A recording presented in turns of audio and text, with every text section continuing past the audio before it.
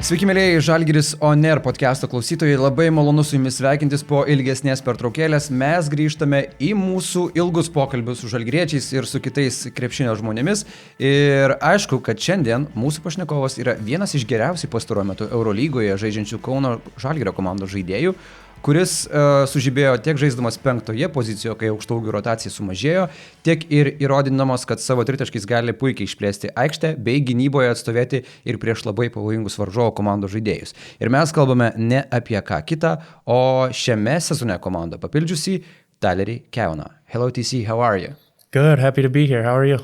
I'm very good. Happy to see you playing so good. But before we dive into questions, I'm just going to present some things for our listeners and for you as well.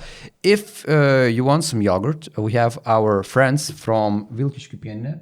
So if you're thirsty or if you feel like having one yogurt, just take it, all right? Okay, I'm okay for right now, but thank you. All right. Ir aišku, kad turime dar vienus mūsų bičiulius, tai yra gintarinės vaistinės bičiuliai ir kaip tik matote tokią dėžutę iš gintarinės vaistinės ir jeigu jums žiemą trūksta vitamino ar maisto papildų, visą laiką galite užsukti gintarinę vaistinę ir ten surasti visko, kas šituo šaltuoju metų laiku gali jums padėti sustiprinti organizmą ir būti sveikesniems. Tikrai reikia pasirūpinti savimi, vartoti ir maisto papildus, ir vitaminus. Aš tą tikrai žinau, jau peršalti ir daugiau sirgti šią žiemą tikrai nebenoriu. So, TC, talking about you. You come from the Syracuse, in New York. So the climate there must be pretty similar at some cases as we have here in Lithuania. Today I woke up, I noticed snow, so I know that it's going to be cold as hell for some time in Lithuania. Did you experience that when you were growing up in New York, Syracuse? Yes. The climate is very similar. I mean, snow, cold, dark.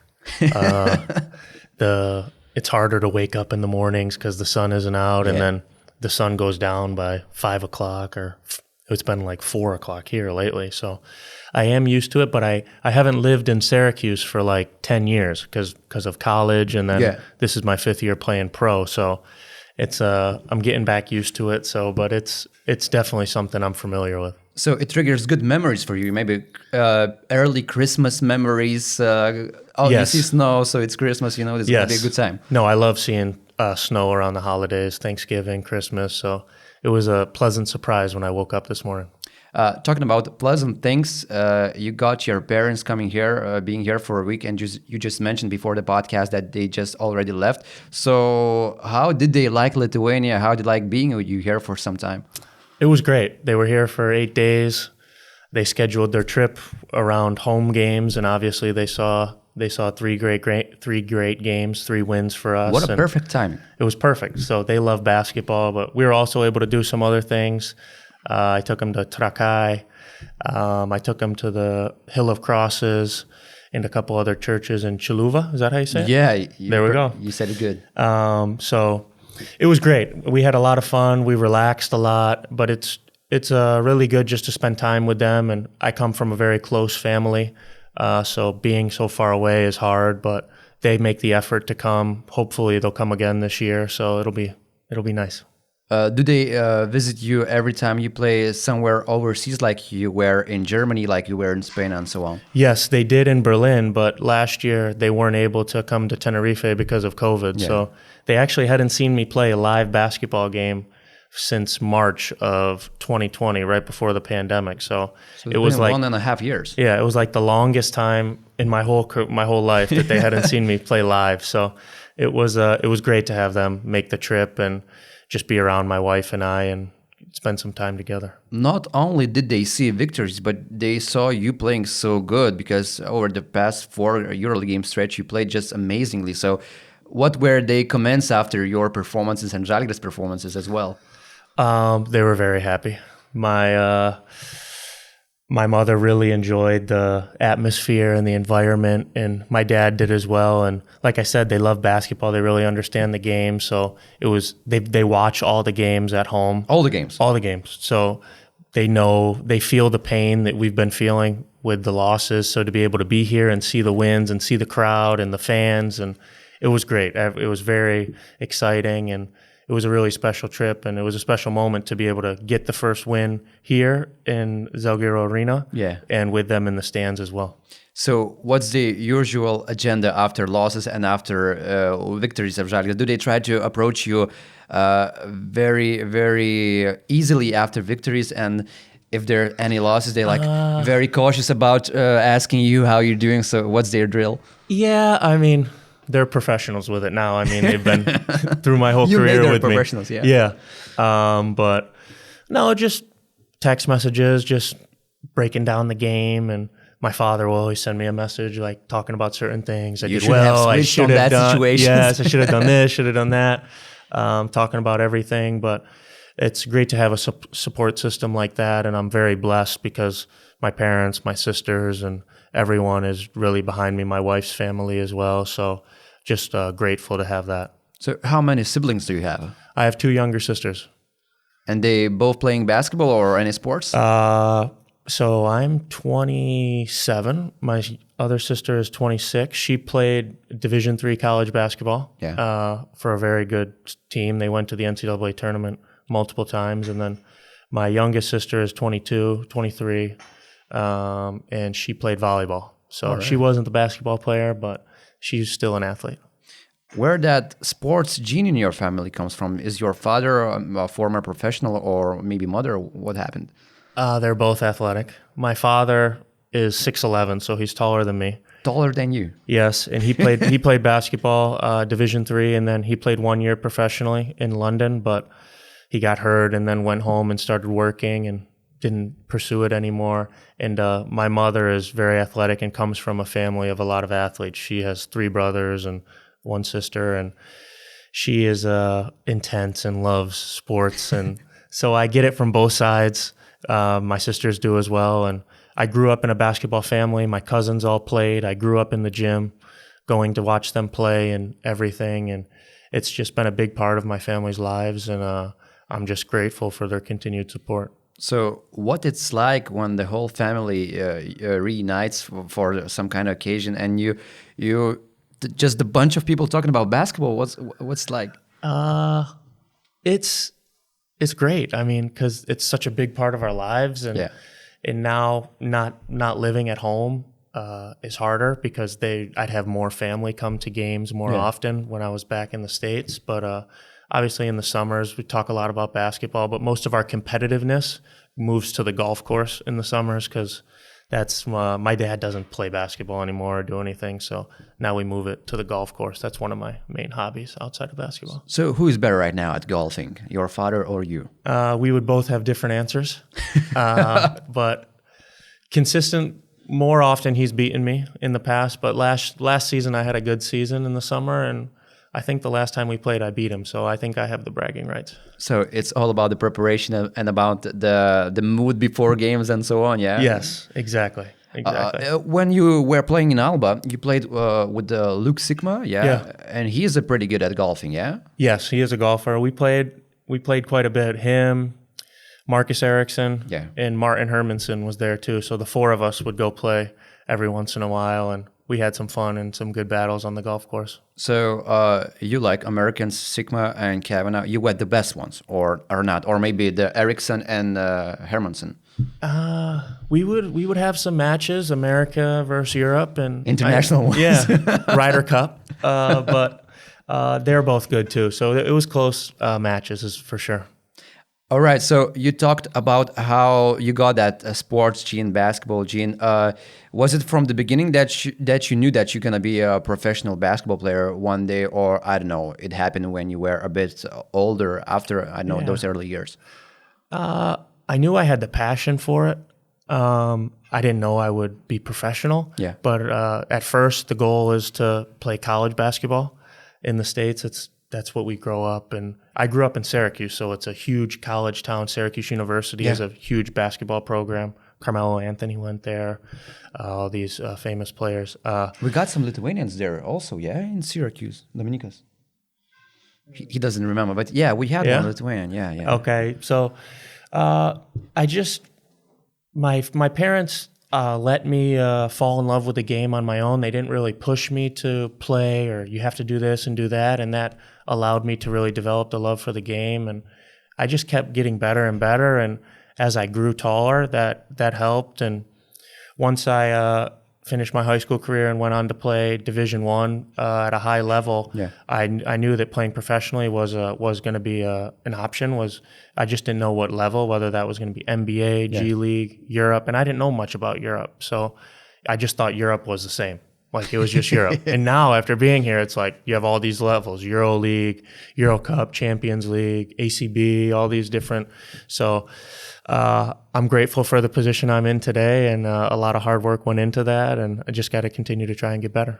So at first, in a college level, you chose Wake Forest University offer, was it a possibility for you to play at your Syracuse University, at your home university, or was it not? Yes, I had a scholarship offer there, but I told him no. I didn't want to, playing at home for your hometown team, there's a lot of added pressure, obviously. And I mean, it would have been nice to go to school 5 minutes down the road instead of going 12-hour drive away. But I thought it was a better basketball opportunity for me at Wake Forest. And that's why I decided to go there and got a lot of playing time at an early age, freshman, sophomore. And then unfortunately, our coach got fired and I decided to transfer. And I went to George Washington. Before that, you redshirted one season, Yep, I redshirted at George Washington. And then I played 2 years at George Washington with Patricio Garino, who was here last year.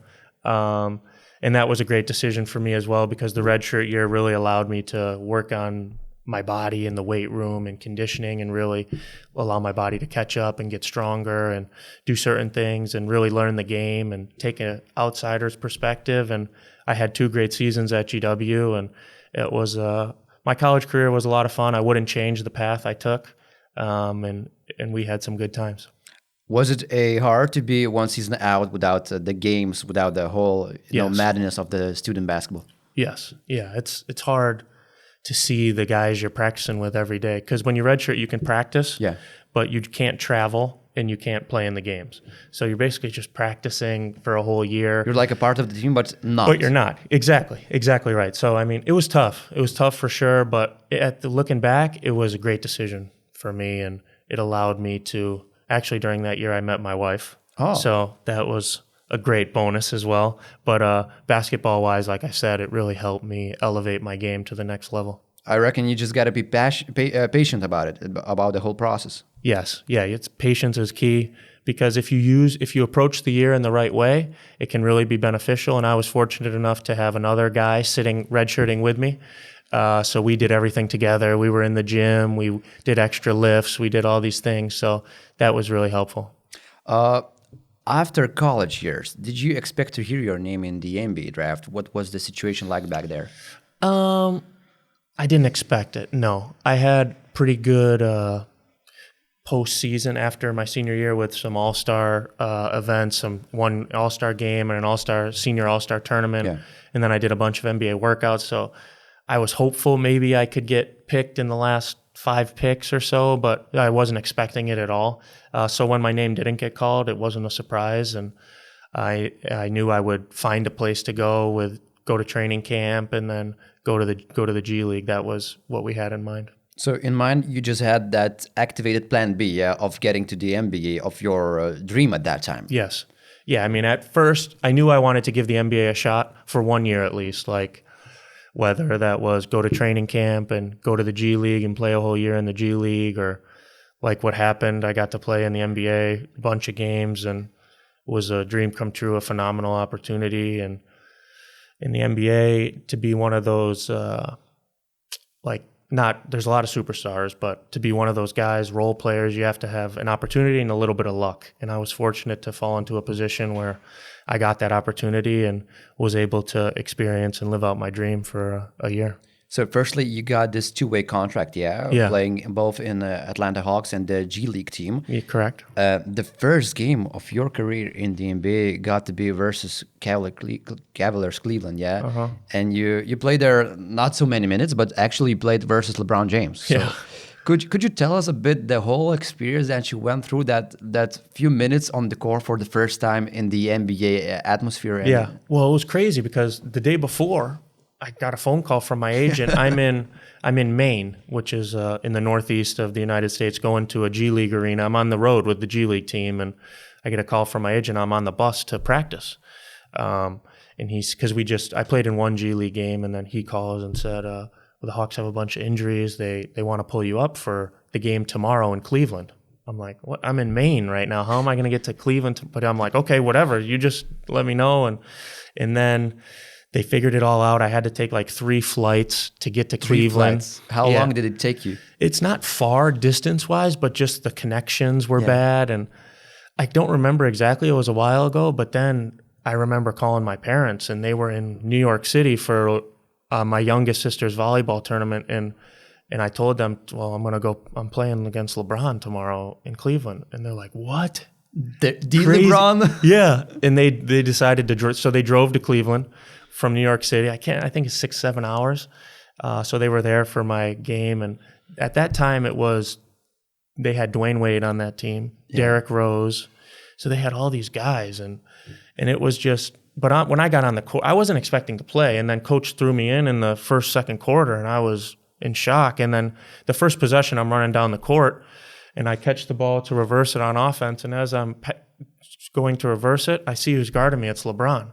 And I'm like, oh, he just must need a rest right now or something. But no, it was a surreal experience and something I will remember for the rest of my life. Good thing that you didn't have your first game in Atlanta, because the whole driving or the whole trip would take longer for your parents. Yes, they wouldn't have been able to drive that far. It was cool how it all worked out, and the fact that they were able to be there and to play against. I mean, Dwayne Wade was one of my favorite players growing up, so to play against 2 of the biggest names in the game, and it was awesome. When the whole shock of the first game fades out, what's the thought process after that? So, okay, right now I'm in the position when I can get this opportunity and to fulfill it. And how are you trying to fulfill it? Grabbing that roster spot in Atlanta? Yeah, just being myself, being in the gym, working out. Because once the ball goes up and when the game is happening, it's basketball. I mean, whatever level it is, I mean, you have to just focus on it being another game. And then just being myself, staying in the gym, working out, and just being available and soaking up all the information I can from the coaches or other players. And that's what helped me and to try and continue to grow like I did. And then I got the opportunity in New Orleans. I was going to go back to the G League the next day, but that game I had a 16 points, 6 rebounds. It was out of nowhere. And then after the game... What changed then in that game, in your opinion? They left me open, and I made some threes. Coach put me in. They took some risks? Yes, they took some risks. I was open, and I made shots. I mean, it was against Anthony... It was a bad scouting by them. Yeah, Anthony Davis and DeMarcus Cousins, and that was like crazy. I just remember after the game, my phone was just blowing up. And then I was able to stay with the Hawks for a little bit longer, and was fortunate enough to earn a contract for the year, and then most of their normal forwards got healthy, and I kind of slid out of the rotation, and so on and so forth. But it was a unreal experience for me to be in that environment, and after watching all those guys my whole life, being able to go from city to city and play against them was really cool. I've read that you were only the second player at that time who got the full NBA contract after getting the two-way contract first. Yes. The first player was Mike James, actually. Yeah. Mm-hmm. So how the news came to your parents when you announced them that, okay, I'm getting this contract? It was kind of in the works for a couple weeks, because the two-way contract was new, and you could only have a certain amount of days up with the NBA before they had to either sign you or send you down to the G League. Yeah. So we knew a decision was coming, like they either have to sign me or cut me or whatever, and I was playing well at the time. So, but then I just remember when I got the call, I just like broke down, and it was a special moment, and I called my parents, and it was very emotional and very cool, and it was, like I said, something I'll never forget. After that first season in the NBA, you moved to Utah Jazz. Once again, you had the opportunity to play for both a G League team and the main team. How was that situation for you? Did you know before coming to Utah, before making that trip to Utah, that, okay, it's going to be maybe even harder to get a spot there in the main team of the Utah Jazz? Yes. Because towards the end of my first season in Atlanta, I got hurt, and then I didn't play well to finish the year. So going through free agency, we didn't really know what we were going to get. But when I signed the two-way there, I knew I was going to spend most of my time in the G League playing for Coach Schiller. Yeah. And obviously, because Atlanta at the time was a rebuilding organization, we were one of the worst teams in the NBA, so they give young guys opportunity to play. In Utah was a playoff team. Donovan Mitchell, Rudy Gobert, Joe Ingles. Win now situation, yeah. Yeah. So now I was like, yeah, I'm not going to get a ton of opportunity to play with the Jazz in the NBA, but it was a great opportunity because the G League team was in the same city. They were both in Salt Lake City. And that year I thought I really improved my game and I really got better throughout the year, which was big for me. Even though I didn't play much in the NBA, it was a building year, a growing year for me. And I look back on that and I can really tell that my game took the next step. Talking about that development process in the first 2 seasons of your professional career, what did you take the most out of these 2 years in the NBA? Yeah, the NBA is a completely different game coming from college, and the premium on guys who are big and can shoot and stretch the floor is key, and that was why I was there. I mean, so to be able to shoot at the 4 or 5 position and stretch the defense, and obviously defensively at that level, it's going to be tough because everyone is so athletic. Yeah. So just being able to do the best that I can do, to be on the floor and play to my strengths on the offensive end. And I learned so much from all the veterans I was around. I mean, just talking in the locker room, Epe Udo, Ricky Rubio, guys in Atlanta, Dennis Schroeder, Mike Muscala, just guys that I was around, and Marco Bellinelli or Sonny Ilyasova. You just learn and you take so much in, and you learn about the game, and you also learn the business side. Coming from college, it's all about basketball my whole life. Yeah. It's about the game, but now as a pro, there's a totally different side of the game, which is business and how it all works. So one snap decision and you can be traded. Yeah, exactly. And so you got to learn that side, and those are the main things I learned from my time in the NBA and the G League. So who was your best buddy in those 2 years of the NBA in Atlanta and Utah? In Utah, the other two-way player was Nazmi Trulong. So we got really close because we spent a lot of time together. Yeah. Whether we were in the G League together in the NBA, and we got close. And George Niang was another player who was with the Jazz. So I would say those 2 guys were guys that I spent a lot of time with.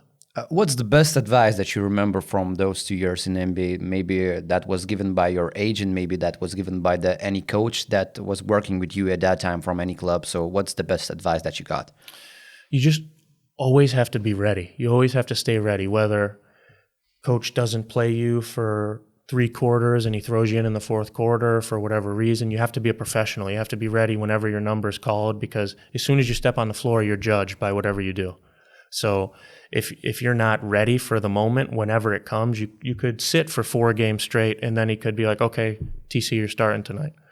And you need to be ready. So that was the main thing I learned about it, because in college, you had a role, you knew exactly what you were going to do, but as like a 14th, 15th man on a roster in the NBA, you don't know when your number is going to be called. So being professional, staying ready, showing up to work every day, and just doing all the little things. That's the main thing I learned in my time. What about the attention spike when you're an NBA player? Because every time a person that wasn't a main roster player plays a good game, there's a spike of attention coming after that. So did you experience that maybe after that good surge of games in December when you were playing in Atlanta Hawks?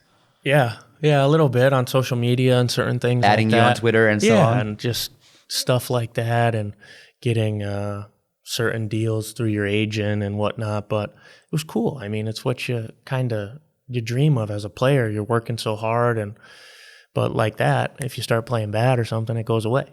Because, so it was cool to experience it. It wasn't anything crazy. I mean, I was in smaller markets, and I wasn't like a main guy. I wasn't I wasn't rookie of the year or something like that, or a big time name, but I got to experience a small dose of it, and it was a cool experience, and it was enough for me. I'm not a big need to be recognized or a big social media person anyways, so the little bit I got was enough.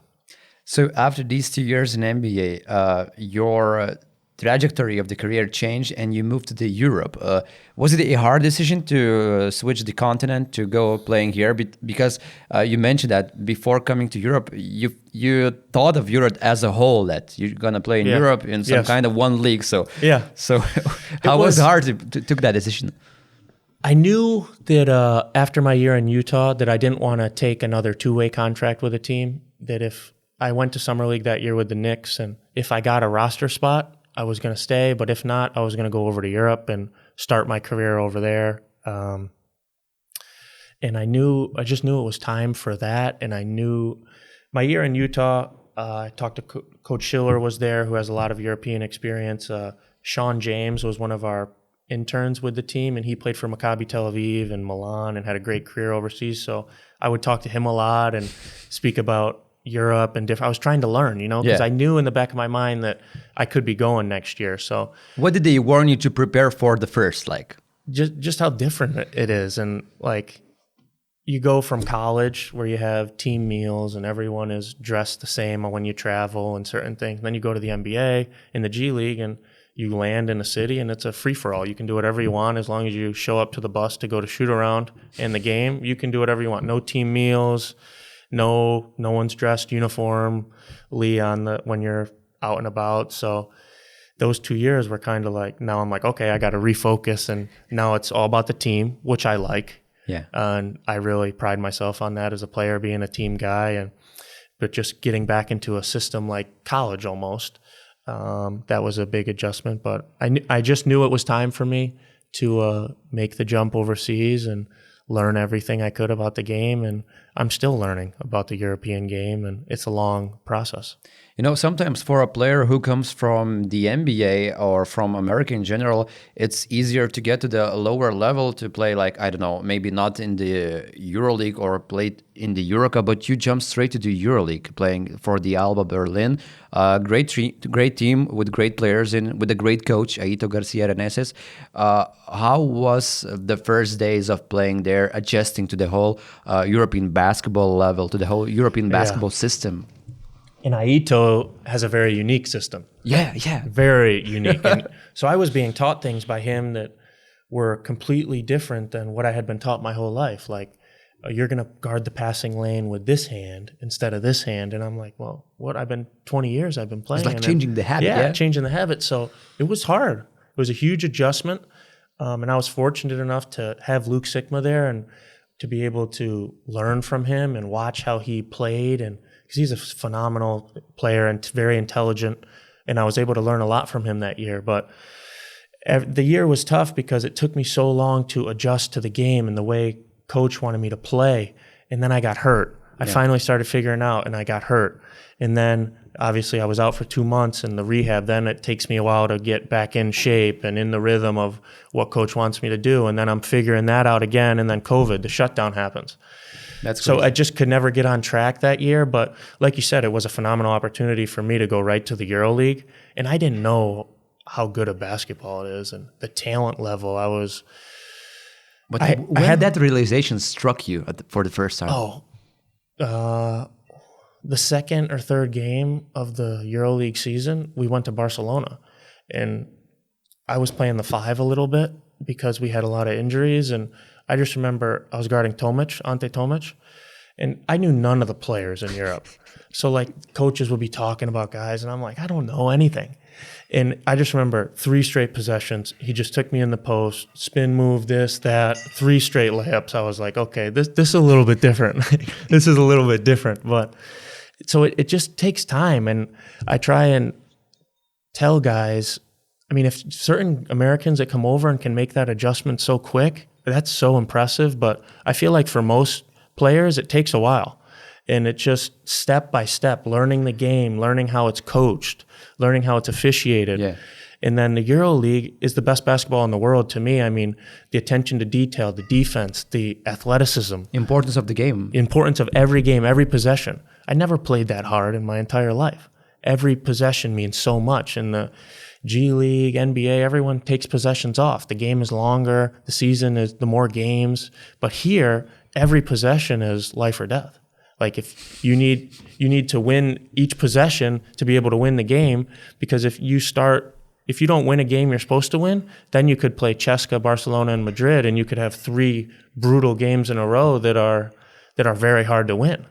So it just, the EuroLeague is a different animal, and I'm so happy to be back playing here. That was a main goal for me once I left Berlin, and it's just challenges you in every aspect of your game, physically, mentally, and I'm grateful for the opportunity.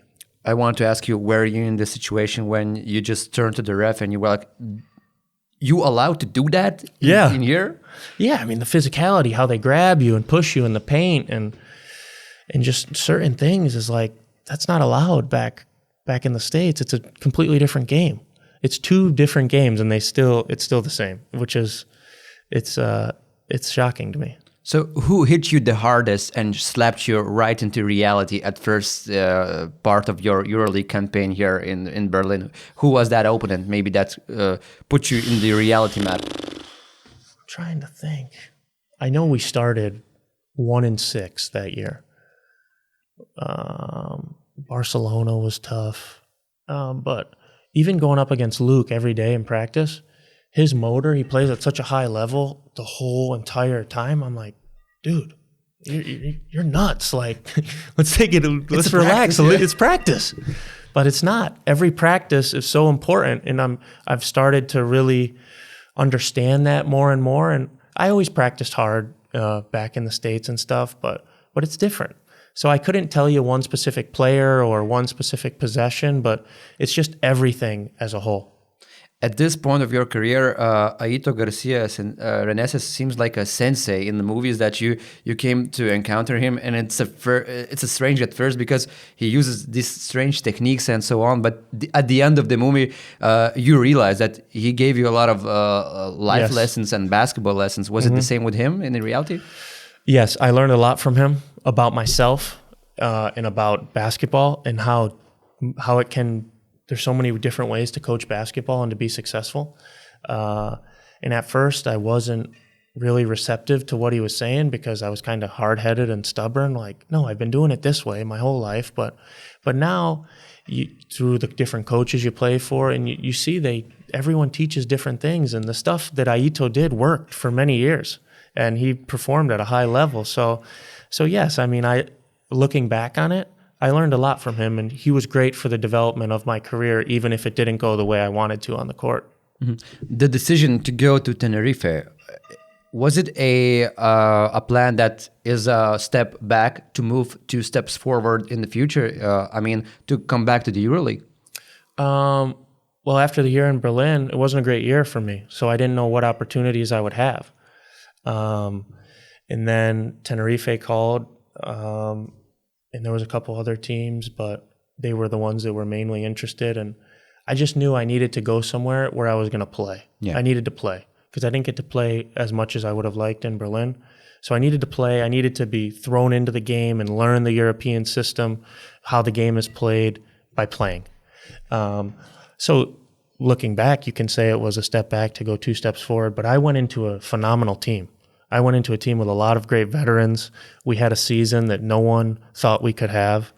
I was learning from Marcelinho Huertas, Aaron Dornekamp, Gio Shermadini. I was playing with all these guys, and I didn't know much about many of them before I went, but it was a phenomenal year. We had a great run, 3rd in the ACB.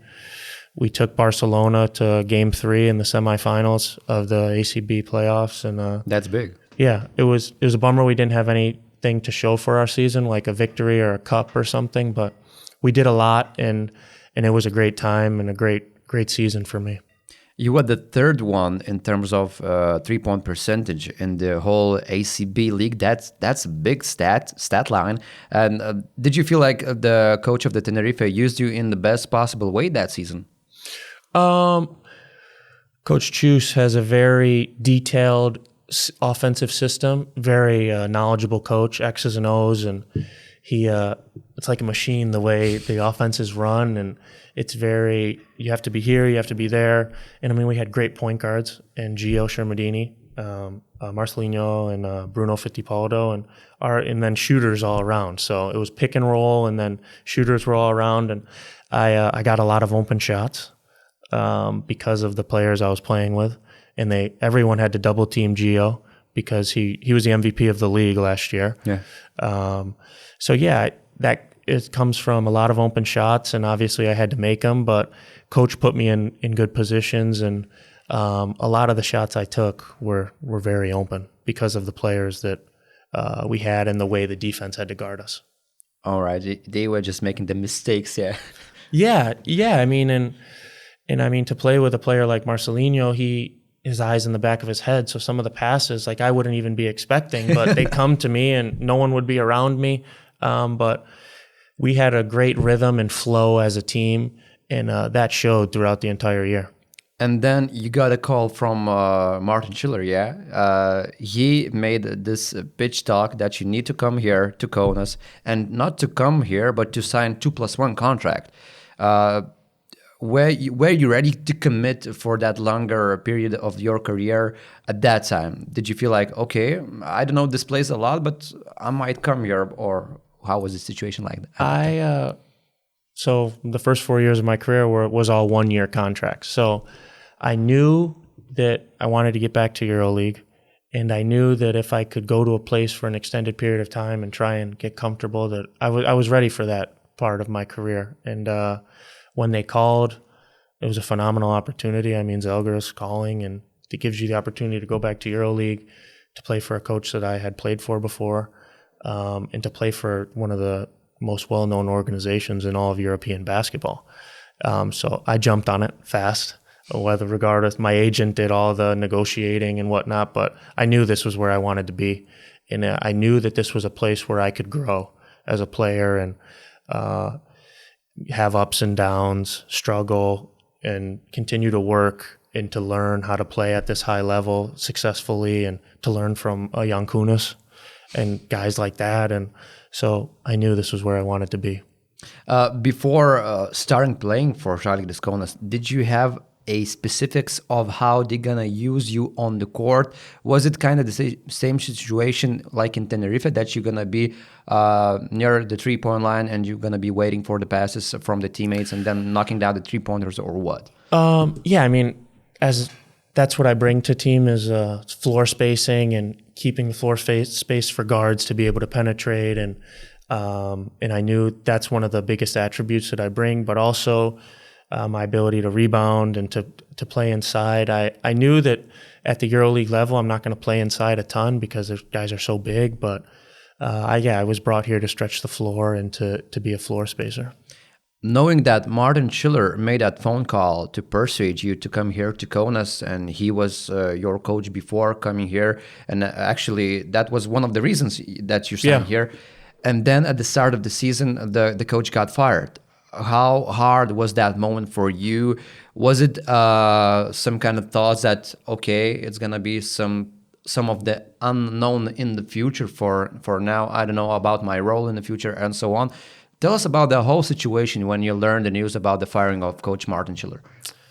It was very difficult. Like you said, because I came to play for him. I had a previous relationship with him, and I knew him, trusted him. But at the end of the day, as a professional, it was hard for everyone. It was hard for the GM to make that decision. It was hard for all the players in the locker room. But at the end of the day, as a professional, you show up to work, you get paid to come to work and to do your job and to improve each day, regardless of who the coach is. And you have to be a professional. And each day I just try to continue to work. And no matter how difficult it was, it happened, and you move forward. And I have a contract here for this season, next season, whatever it is. But my job is to try and get better and improve each day to be the best version of myself I can be for the club. And it's all about the club at the end of the day and what's going to be best for that. And the GM made that decision, and we move forward with that. And obviously lots of unknowns, like you said, but that's kind of the business we're in. It's all about unknowns, and you don't know what's going to happen, and it's a tough business, but at the end of the day, it is what it is. How do you remember the first game without M.Schillerio when Arne Waldman stepped on as a head coach versus Neptūnas? Yeah. So how was it when you have no head coach official, just waiting for the head coach to come, because the news already were known about the Juresdovs coming in. Yeah. So how was that game? It's difficult for everyone, and I thought Arne handled it phenomenally. I mean, he came in, Coach Schiller brought him in, and now everything is happening, and he steps up and coaches us to a successful game. And I mean, it's tough, but you try and prepare. I just remember the practice the day before. It was very difficult, but us as professionals, you have to work, you have to try and improve. But there were some confused faces, yeah? Yes, of course. Of course, there's confusion, there's uncertainty, there's doubt. But I think that shows the strength of our team, how we've been able to be resilient through all of this. And we started to come together more and more. And I give Arnie a lot of credit for how he handled that situation and putting us in the right position to go perform and be successful. So the new coach comes in. I don't know how much did you know about Rytis Kazlauskas before he actually stepped a foot in here in Lithuania, but what was your first reaction? Did you try Google him? Yeah. All right, and you maybe have seen some clips about him or what. So what was your initial reaction when you learned about the new coach coming in and that new coach is Rytis Kazlauskas? I didn't know anything about him. Like I said, I didn't know much about European basketball, and I'm still learning. But I Googled him. I wanted to see who he was, what he's all about, and then you see the clips and everything, and you look and see that he was a former player and now a coach, so you know he's got that competitiveness in him. Putting the whole picture together. Yes, and then I asked Giannis because I knew Giannis played for him 10 years ago. But everyone is just trying to gather information and no one knows much. And sometimes now I think back and think of how difficult that must have been for him because we all knew each other and he was coming in by himself to assistant coaches that had already been here, players, all the staff, and he was the only guy that was new. So we thought it was difficult for us, but I can't imagine how hard it was for him too. And you're starting to judge a book by its cover, yeah? Exactly. And then he comes in and he tells us he's changed, and obviously he addresses the videos and whatnot, and he's adjusted his coaching style and everything. And the craziest thing about coaching in basketball is there's so many different ways to win, and him and Coach Schiller are very different. Yeah. So at first it's like, okay, we're going to do this, but we're used to what we were doing before, and now we have to adjust to what's going on now. But it took time for us to adjust, and we didn't have a lot of practices early on because I think he came in and it was a double week. Yeah. And then we were just going game. So he couldn't really change much, and he couldn't practice and put his imprint on the team. So we just slowly had to grow, and it was a lot of growing pains with more losses. But we starting to come together more and more. Was there a belief when you suffered those losses that, okay, at one point it needs to be changed, it has to change because we're making this improvements to the game, so it's going to take some time? Was there a belief that we just need to be patient, or, I don't know, maybe there was a moment when players lost it and, okay, I don't know what's going to happen next? Patience is hard in this business. Yeah. As a player, as a fan, as a coach, but you have to have it. And the last 3 weeks or so, I'd say you could see that we were starting to improve, and I knew it was coming. The first win was coming, and you just have to get that first win to get in America we say, get the monkey off your back, like all the weight off your shoulders, and then I think you can play a little more free. Because in Madrid, I thought we took a step forward. We battled, and there's no moral victories here, but I thought we battled hard without Josh, without being so depleted, and there were signs. And then coming into this past week, you could just feel it. There was a little bit more confidence, a little bit more connectivity, but getting that first win, it brings everyone closer together. And then you know that you're able to do it. You see the result, and then to be able to follow that up with the win against Fenerbahce was huge. So I think we have a very resilient group, and that's a credit to the Lithuanians, the older guys, the captains, keeping us together and leading by example and staying focused. And that's what I would say. Like you mentioned, there are many ways to win victories in basketball, and not judging one coach or another, but just comparing. What were the first changes that Rytis Kazlauskas brought into the game when you just came here to the team? His main focus has been defense, aggressiveness, and we aren't the fastest team, we aren't the most athletic team, but if we can help each other and play aggressive and communicate, we can be a good defensive team. And I think we've taken some steps. We're not there yet, but we've taken some significant steps to start playing more collectively as a unit on the defensive end, and that's shown this past week. Did you feel like you were playing more picking pop plays when Juras came in, or did it happen actually when the big guy line just got so many injuries and then you just needed to step on the five-man role more?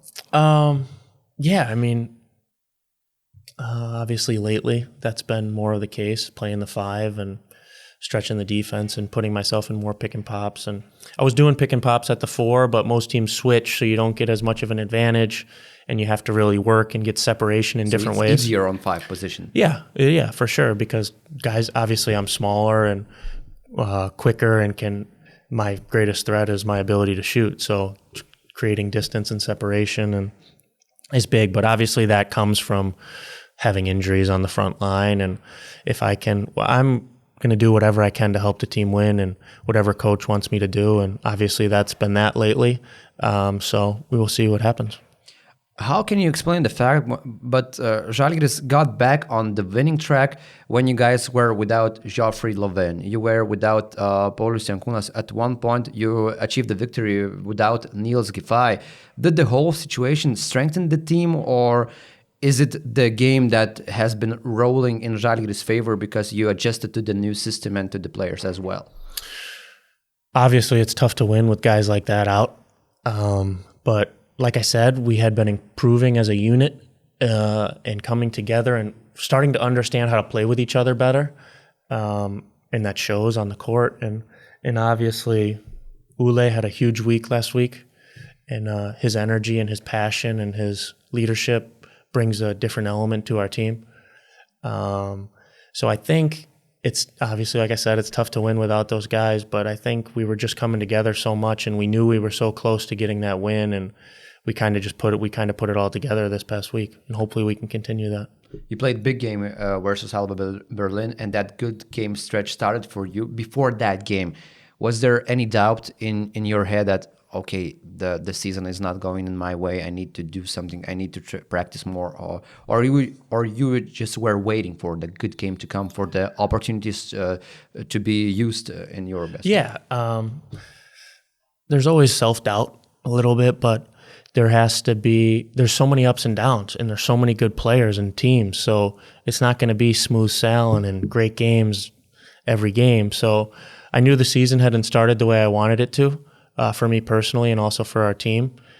So I just stayed in the gym. I stayed consistent with my routine, my workouts, where I'm going to get shots, what I need to do to take care of my body. And slowly and surely it started to come. And I have faith in myself as a player. I know who I am. I've put a lot of time into this game, and I've worked hard for this opportunity, and I knew it was going to start to shift, and I'm grateful that it has. And you just have to continue to try and be consistent in what you do, and this and your approach. And the season is going to have ups and downs, good games, bad games, but that's just the way it goes. Can you tell the atmosphere in the locker room after the first game when you won it against the Power? Just like relief is the wrong word, but like excitement, like we did it. Like it's finally, we don't have to keep looking at the standings and seeing 0 for whatever. But it was just, the excitement was at an all-time high for us. It's been a very difficult start to the year for everyone. And I mean, for the guys that have been here and aren't used to this, and for new guys who are trying to figure out their roles and figure out how to help the team. And it was a really good moment. And I hope we get to experience a lot more of those winning moments for sure. That's a nice way to put it. And now we reached the part of the fan questions. But before that, I just want to tell for all of our listeners, kadangi šį sezoną mes turime ir mūsų naują partnerį, mes turime GO3 mūsų maškinėlių. Ir GO3 yra ne tik mūsų partneris ir mūsų draugas, bet ir mūsų Žalgiris on air tinklalaidės draugas ir partneris. Ir aišku, per GO3 televiziją jūs galite stebėti ir Eurolygos kovas bei žalgiriečių pasirodymą ten. Now, Tyler, you know the drill. After the questions, we just need you to pick the best one, and we're gonna give that person Žalgiris shop souvenirs, and you need to sign this little cute basketball first. Okay. So, after the questions, you just need to pick the best one. And guys, if you want to have something from Žalgiris shop, you can have it right now, or you can have it for Christmas. And I know why I'm talking to you in English, nes aš galiu kalbėti ir lietuviškai. Jūs galite į Žalgiris shop užsisakyti tokių dalykų, jūs galite užsakyti marškinėlius, galite užsakyti savo draugams, tėvams, giminaičiams ir padovanoti šias dovanas ir kalėdų progą ir panašiai. O jeigu norite pasipuošti prieš rungtynes, nukeliaukite į žalgirisshop.lt. All right, Tyler, are you ready? I think so. Yeah, all right. So the first question goes from Babarskutis. It's not the name, it's some kind of nickname, I think. And he asks, do you feel comfortable when playing at 5 right now? Yes, I mean, obviously, when I'm at the 5, there's advantages and disadvantages. Obviously, I'm small, short to play the 5 position, but my ability to stretch the floor and stretch the defense can create a lot of opportunities for us on the offensive end. So, like I said earlier, whatever coach needs of me, that's what I'm gonna do. And I would say I feel pretty comfortable right now, but it's game by game, matchup by matchup. Everything can change. Things change. I don't exactly remember how much did you play versus Walter Tavares in Madrid game, but what was it like to guard him at some time? Every time I play against him, and it's been a lot so far in my career, you're just shocked and amazed at how big he is. I mean, he's just an imposing force, and guarding him, I feel like a little kid, like playing with my older cousin or something. But no, it's definitely a great opportunity to play against a player like that. And like I said, there's disadvantages at the defensive end, and there's advantages for me at the offensive end playing against him. So that's kind of how it works out. Emilia asks, what was your most memorable shot? The shot you remember the most from your career? That's tough. Yeah, that's a tough question. That's a tough question. Oh, trying to think. In college, my last home game at GW, my senior night. Yeah. I made a 3-point shot from really deep, like Steph Curry deep or not? Yeah, very. Because I was on fire that game, and I was making a lot of shots, and we were playing really well, and I made a shot from really deep, and I was like, okay, this is my night. This is my night, because normally I'm not shooting a shot from that far. And I didn't even think about it, just shot it and made it. So that was a special shot of my career. Nice. Oster asks, why your number's 34? Does it have a special meaning for you? There's no real special meaning. I always wore 15, but in like the 8th grade, I was the youngest kid on the team, so I got to pick my jersey number last. Yeah. So in the 15 wasn't available and 34 was, so I chose it, and I've stuck with it ever since. So you just needed to create your special number from that day. Yeah. Yes. Tautudas asks, do you think the EuroLeague is underrated in States? 100%. Yeah, people, like I said earlier, it's the best basketball in the world to me, and people don't understand how many good players there are overseas. And the quality of basketball, the level of basketball. And I think they're starting to understand more now with all the foreigners coming to the NBA and being very successful, but they definitely underestimate the level of EuroLeague basketball. Mm-hmm. Edgaras asks, what so far do you like the most about Lithuania? I love the fan support. I played at a smaller college, and the other pro teams I played, I've never felt this kind of support and emotion from the fans. Yeah. And playing in front of the crowd is unbelievable, and it's been a great experience. And I just hope we can continue to get wins and to win for the fans, because I know the more we win, the more they'll come out and the more they'll cheer. But I'm so grateful for their support through this difficult stretch we've had at the beginning of the year. What was your reaction to fan reaction after Rytas game when they met you guys at the halls of the arena? First of all, I couldn't understand what anyone was saying. You expected some anger at first. But it's so powerful. I mean, just to have that support and to have that interaction with the fans and how much it means to them, and to know that we're playing for them. We're not just playing for ourselves. We're playing for them and for all these people. It's very powerful. It's very emotional, and I just wish I was able to understand what was said. All right. Ugne asks, have you tried Lithuanian local dish cepelinai so far? No, what is that? It's like is it the beet soup? It's not the beet soup, not the pink soup. It's like a potato dough with the meat inside. These gray, big, the flying machine zeppelins? Yeah, so they look like this because I haven't. Is it good? Yeah, it's good. Yeah. You should try. I need to. Where's the best place to get it? After the podcast, I'm going to tell you. Okay. All right, but you need to try it. Okay. Yeah, all right.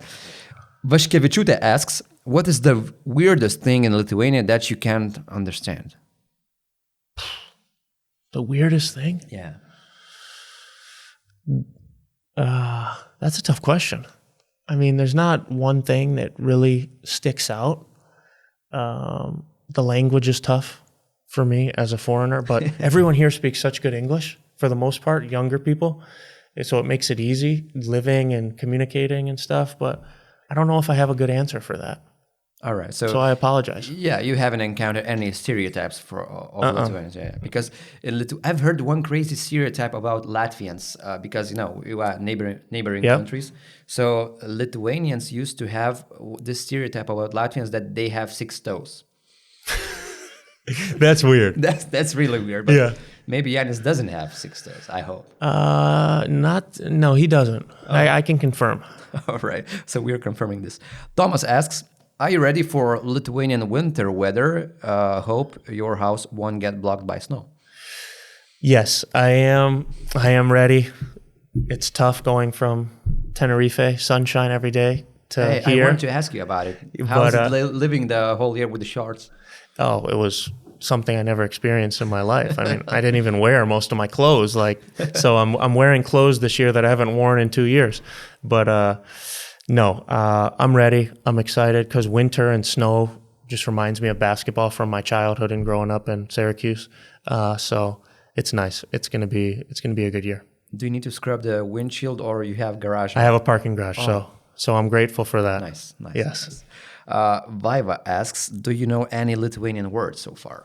Labas. Yeah, labas. Ačiū. Yeah. So you have your starter pack. Sveiki. Sveiki. I know some bad words, but I won't say that just from what the guys say in the locker room. But that's just the basics. Very minimal. I need to know more. Last season, we had Nigel Hayes saying all the bad words on air that he knew. So we just put the censorship, every time he just word. And he knew a lot. I don't know if I know as much as him. I'm just going to ask you after the podcast, how much do you know? And maybe we can have extra bonus podcasts of you swearing. Okay. All right. Sounds good. All right. Ostea asks, if you had to live with a teammate for a year, which one would you choose and why? Oh, wow. Yeah, that's a tough question, yeah. Wow, that's a thoughtful question. No one. but you need to pick one. If I had to pick one, I might say Josh because he's super chill and he just is I just feel like he could just be sitting on the couch or in his bed just watching TV for hours and relaxing, not saying much, and we both kind of just do our own thing, and so that would probably be my my choice. Is he calm all the time, or when he is comfortable with the person, he just breaks and he's a funny guy and so on? Oh, he's funny. We've gotten him out of his shell, and he is a very good dude and very funny, and as you can see on the court, emotional at times, which is great because he brings that intensity to our team as well. All right. Livia has a question similar with the life situations and so on as the previous one. Imagine you have 4 tickets to the best party in Las Vegas. With which 4 teammates you will travel together and why? These are good questions. Yeah. Niels. Ty, because Ty just has so much positive energy, and the vibe he gives off is just contagious, and I feel like he just can't continue smiling. Like he would be so much fun to just travel, party, do whatever. Milas, because he knows how to party, and he is he is a lot of fun. That's 3. One more. Probably Marek, because I just like to make fun of him, and we just constantly go back and forth and just. Are you roasting each other? We roast each other a lot, yeah. So what's your best roast line so far? I'll save that for me and Marek, but no. So those would be my 4. The last question from the first part of the questionnaire comes from Ugnita. She asks, if you could go to dinner with any basketball player now in this situation, what player would that be? Any player in the world? Yeah. Michael Jordan. Yeah. Because he's the all-time great in my book, and he would just be cool to talk to and have dinner with. Nice. So we have the last 4 question that goes from our another sponsor and our friend Blitz Loto. And Blitz Loto asking you this. You know, sometimes in a game, not only decisions are based on the rational decisions, sometimes it's very spontaneous one. Do you feel like the luck is a very important factor in the basketball career? In a luck? Like the whole. Yes. Yeah. And I touched on that earlier. Definitely, because you can work so hard and continually put your best foot forward, but if you don't get an opportunity and you're not lucky enough to get that opportunity or to be put in a situation where you can succeed, you might not have the chance to show your best self. So definitely there's luck that goes into having a successful career. And do you have any rituals before the games? Nothing crazy. I like to shoot before shoot around, get some extra shots up. I like to eat a pregame meal 4 hours before the game, pregame nap, 90 minutes. So I guess I kind of have a game day routine, but nothing like superstitious, like I put my left sock on before my right, or no. Or like don't trim your beard before the game? No, yeah. Okay. Do you participate in the lotteries, and have you ever won, even if it was a small amount of money? Like No. I would get some, like in the States they have scratch off. Scratch tickets, yeah. So every time, once in a while for your birthday or Christmas, maybe you'd get 1 or 2 and maybe win a couple bucks, but nothing more than that. And do you feel like you're a very competitive person, both in life and on the court? Yes, I am. Obviously, to be in this profession, you have to be competitive. And to be able to play at a high level, you have to be competitive. But you can ask my family, and you can definitely ask my wife, and she will tell you I'm competitive off the court as well, whether it's board games or cards or anything. I'm a competitive person. Nice to hear that, TC. Thank you very much for coming here. Thank you for talking with us about your career. And we might get an extra bonus podcast at the end of the season about your swear words, all right? Okay, I'm ready. Thank you for having me. It's been a pleasure, and thank you so much. See you on the court, man. All right, sounds good. Tai buvo Tyleris Kevinas, su juo pakalbėjome apie jo karjerą, apie visus įdomius dalykus, kas yra susijęs su Tyleriu. Jeigu norite pamatyti šią tinklaladę, ją galite rasti visose audio tinklaladžių platformose ir aišku mūsų YouTube kanale. Būkite kartu su mumis, prenumeruokite ir Žalgiris Insider platformą, ten yra papildomo turinio ir ačiū, kad esate kartu. Iki.